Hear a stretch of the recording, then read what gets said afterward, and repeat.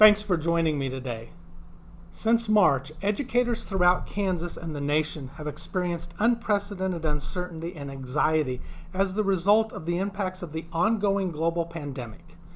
As we often remind people, teaching and learning is a unique and deeply interconnected relationship where, despite our best efforts to shield them, students are impacted by challenges their teachers face. Because Kansas educators are deeply committed to the well-being of students, a kind of feedback loop can further amplify feelings of anxiety for both educators and students. I am deeply concerned as a fellow educator and the president of the Kansas National Education Association that our educators, like all citizens, are suffering from emotional distress resulting from the impacts of the pandemic on all of our personal and professional lives. Medical professionals are actively researching and have reported a very real mental health issue is upon us, and yet one more disturbing side effect of COVID-19 that can impact anyone, including those who are not nor have ever been infected. Presently, uncertainty around the question of when and how best to reopen our schools has seen our colleagues expend a great deal of emotional energy. We find ourselves drawing conclusions, taking sides, and entrenching in our beliefs because, quite frankly, we're all more than a little bit unnerved by all the risk we and our students may be facing. But let us not be undone by the lack of answers to questions that haven't yet been asked, about circumstances that haven't yet taken place. Instead, let us rely upon our core values, the expertise of medical professionals, and the security of our solidarity in the face of unprecedented uncertainty. I'm asking you to have faith, but never will I expect that faith to be blind. So let me share with you the positions we are working from as we advocate in your best interest. At the same time, a sense of integrity demands that I share with you something you already know. Circumstances are changing so rapidly that we must all remain open-minded and flexible so that we can evolve with the change rather than drown in the effort to swim against it. I pledge to you, our members, that our organization is leveraging the invaluable experience and expertise of our staff and our leaders as we work together to draw the map that will get us through this journey. First and foremost, we are unwavering in our belief that students, educators, and patrons in our schools should be ensured a safe teaching and learning environment free from a significant risk of serious illness and threat to life.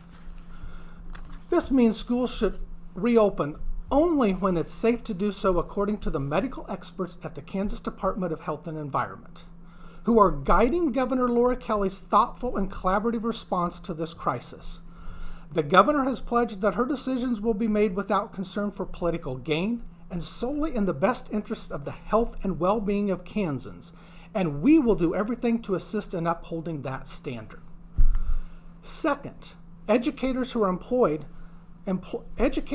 employees of a district assigned to fulfill duties in person at a workplace should not be forced or pressured to make a choice between their livelihood and their own well-being or that of their family. This means that we expect employers, school boards, superintendents, and administrators will follow the guidance and expertise of the medical professionals at the Kansas Department of Health and Environment and the U.S. Center for Disease Control and Prevention while working collaboratively with employees to mitigate risk and issues resulting from the pandemic. Employees have taken extraordinary measures to fulfill their contractual obligations, and employers should ensure employee rights are honored. Further, we expect employees will be treated with the extraordinary empathy and the flexibility needed to mitigate physical and emotional risk during this extraordinary moment in history.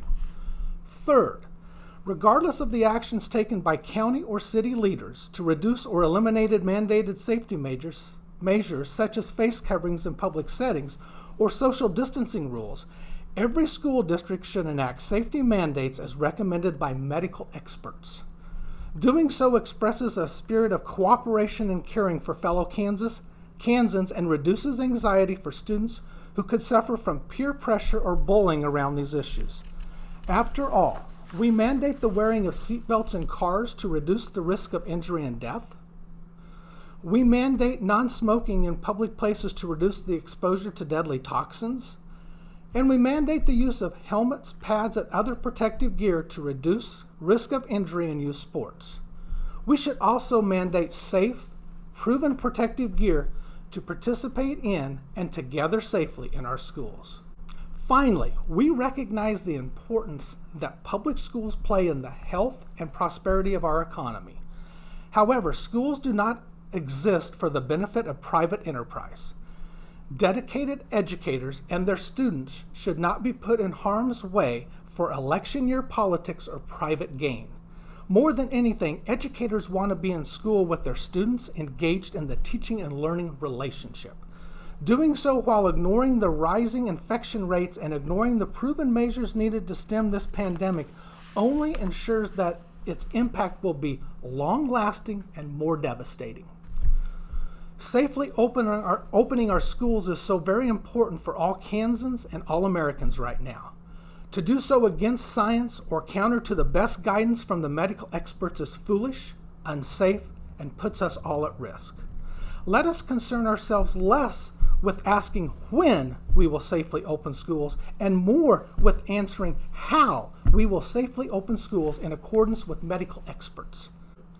And perhaps most importantly, let us work together to defeat this virus, and in doing so make certain that our schools will stay open, our citizens will return to work, and we will once again live free from uncertainty and fear. Thank you.